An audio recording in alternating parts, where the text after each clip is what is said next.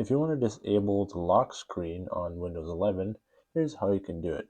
If you have access to the group policy editor, you can simply hit the Windows button and search for run and hit enter. Here you want to type in gpedit.msc and hit enter. That opens up the group policy editor. I'm going to slide this over a little bit. And here you want to go to computer configurations, administrative templates, and control panel.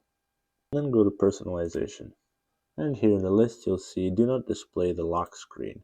I'm going to right click on that and go to edit and change it to enabled.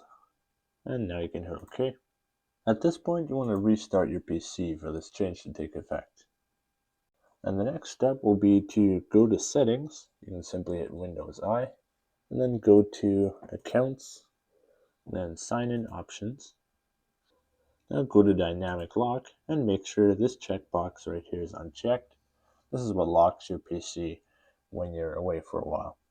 And right above that, this is where you choose when you should be prompted to sign in again if you're not using your computer for a bit. You want to change that to never. Now go to personalization and then lock screen. Now scroll down a bit and find screensaver. And make sure on resume display logon screen is disabled. And hit OK. And now we'll need to go to the registry editor. So hit Windows R for a quicker way to open the run box and type in regedit and hit enter. Now hit Windows R again and type in netplwiz and hit enter.